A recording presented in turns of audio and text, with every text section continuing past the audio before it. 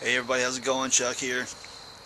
I was going through my website, www.fixjeeps.com, and I realized I need to do some more sensor videos. There's a few blanks on my website as to showing you guys how to test sensors and the values, the resistance values. Now, if it's at 74 degrees, it's X amount of resistance on the across the sensor leads. I realized I haven't completed all those yet. So you know what? I'm going to do that. Today, we're doing the coolant temperature sensor. Let's get to work. Okay, to start out with, I'm going to point something out to you. We got two different coolant temperature sensors on a 4.0s and the 2.5 Jeeps. Here is one of them, and the other one is way back yonder. Here's your fuel injector. If you look right there at the end of my finger, you'll see where the other one is, kind of underneath that hose. So I can pull this hose, pull it out of the way. And again, it's right there. Now the difference of them is this one back here, all it does is whenever your gauge cluster, your temperature gauge, that is the sending unit that tells your gauge, hey, you're at 195 degrees or whatever your temperature of your engine's running at. Your Jeep starts running rough, and it's because of a coolant temperature sensor. It's going to be this one. This one here is the only one that tells the ECU or the PCM, depending on what book you read. The power control module, I think is what it's called. This is the one that tells the Jeep brain what's going on with the coolant temp. So this is the one we're going to test. We're not going to worry about that back there right now. Okay, the sensor we're going to test is on the front of this motor here. This right here is the motor that originally came out of the Jeep. If you refer back to one of my older videos where I did the engine swap, this is a good engine. It ran absolutely great. It just had low compression, really bad. And the engine I put in runs a lot better performance wise, but uses a crap load more oil. So darn if you do, darn if you don't. But the other engine runs better, so I think I'll live with that. This right here, eventually I'm going to rebuild it, and when I do, of course, I'll do a video on the rebuild. Actually, I'm thinking seriously about doing a stroker setup on this one, but we'll find out. Subject of the video is these. Alright, like I showed you on the Jeep, here's the one that goes into the water neck. This is where your thermostat's at, under here.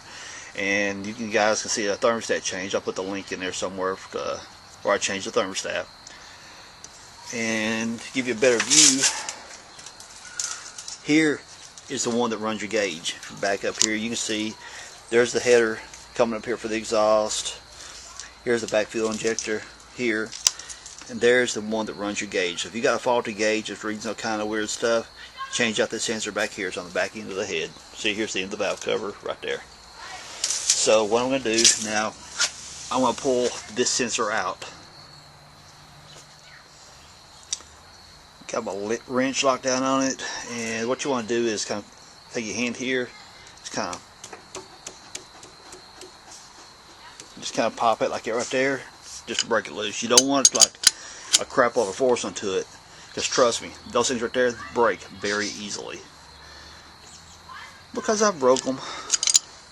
So okay, I'm going to not bore you to death by watching me unscrew that, so I'm going to pull that thing out real quick. Okay, now that I've got it out, I'm going to inspect it, make sure I got no cracks up around here, around the plastic anywhere. And actually, this is a pretty well new temperature sensor. When this motor was in my Jeep, there was a point as to when I changed out the thermostat, and I thought, what the heck, I'm going to throw a new sensor in. They're not very expensive. They're under 20 bucks. I forget how much, but they're not very expensive at all. And after I changed the thermostat, I screwed this back into the old one and kept tightening, and I cracked this housing right here. So be very careful. Once you go in so far, and you can see right here, this red, your replacement ones, that is a like a thread, not a thread locker. Crap, I can't think today. It's a kind of putting pipe putty on it, just seals up the threads. That's it. So you screw it in. It doesn't need to go in all the way till you just get a good snug, and you're done. So, alright, we got the sensor out. We're going to get ready to set up to test it. Okay, here's a little sensor we're going to test, and what I'm using here is a pan of water. Now the water is just deep enough, now you'll see here in just a moment. It's just deep enough that the sensor hangs down inside there and covers it to about right there. But it's not. But the sensor, whenever I hang it across the lip right here, this does not touch the bottom. I have a little food thermometer set up here hanging across the fork. The reason it's doing that is because you do not want this touching the bottom. So just kind of let it rest like that and position it where you can see the temperature range. Okay, showed you the sensor. Now let's show you the little. This is a pigtail sensor plug that I cut off of a Cherokee. Whenever you go to the scrapyard, cut these things off. They're a lifesaver. I ain't gonna say so much a lifesaver. Say for instance, if I was to test it on the Jeep, for instance, I'd look at my temperature hand and say, no, I'll let the Jeep warm up to 180 degrees, 195, whatever temperature you want to take the reading at. From that point, what you would do, you can pull your harness off your sensor, snap this one on, and take a temperature reading across these leads. Take a ohms reading across these leads right here. And that will tell you resistance at that temperature by reading this chart that you can print off of my site. The site is www.fixjeeps.com. So what we're going to do, sensor, snap this baby on. And what you can do to make life a little bit easier and keep from saying a whole bunch of wordy dirds, take this wire and bend it downward hard like that. It kind of forms a hook. Hang it over like that, and it hangs just enough that the water is just to where the hex nut part is, and the rest of the sensor is submerged underwater, but it is not touching the bottom. So plug this back in where it came out, and the meter is reading this resistance of the sensor at 13.7. We are at 60 degrees on that. Let's see where we're at on the chart. That's between 50 and 68. Obviously, duh. So at that point, what you would have, your reading's going to be between the 50 and the 68. So here's your minimums and your maximums. So your reading's going to be between the chart here. So far, we're off to a good start. So now we're going to kick the heat on, turn the heat up on this baby, and see what she reads. We'll probably stop somewhere in the ballpark. My Jeep runs out about around 190. So that's where I'm going to try to stop my thermostat. Shoot, I can't talk today.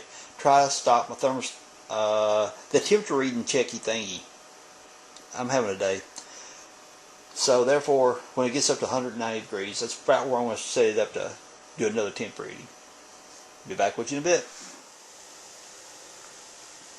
Okay, let's take a running temperature reading. Right now, our little temp hand right here is sitting at 190 degrees. And bear in mind also, this little thermometer right here is not touching the bottom of the pan.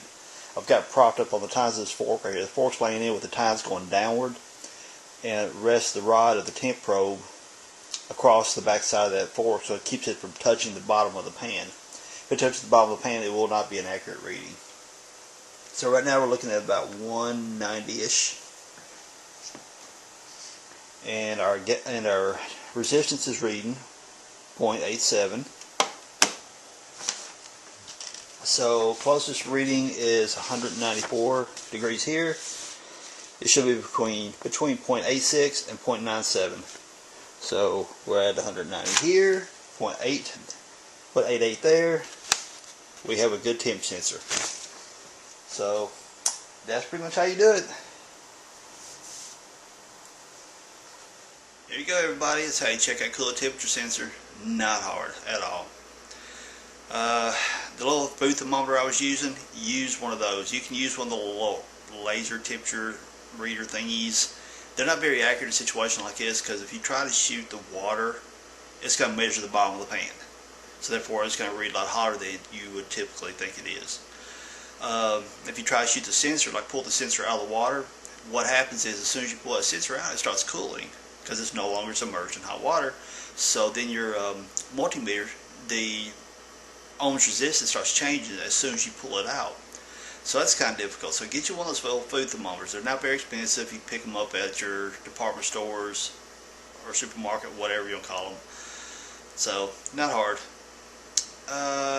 Also, make sure that the probe, as I pointed out in that last shot, does not touch the bottom of the pan, because you'll get a bad reading. It'll read hotter than the water actually is, because you're actually reading the temperature of the bottom of the pan that's heating the water.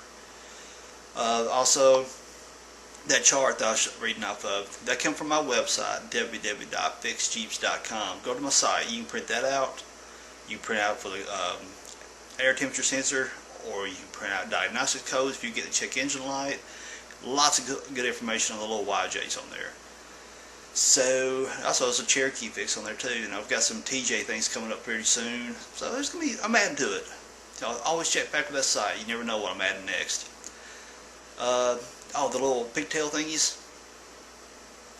Pull. Next time you go to your local pull apart or whatever salvage yard, and you see the 4.0 liter or 2.5 liter Jeeps, be it Cherokee, be it Wranglers, whatever, cut those things off. You may end up having to pay a couple bucks a piece for them, but they kind of save you a little bit of a headache. So if you need to test the sensors, you don't have to be poking holes in your factory harness. Plug those little pigtails you cut off, plug them onto your sensor, test them, see how it's reading. Save yourself a little headache. So I guess that's all for now. And I've got some really cool tricks coming up for you really soon, so be sure to check back and subscribe. You will not know about it unless you subscribe. So with that being said, if you like my video, give me a thumbs up. And if you haven't subscribed, please do. You'll get these tips via your email. So everyone, thank you for hanging out with me. And have a great day. Peace out, y'all. See y'all.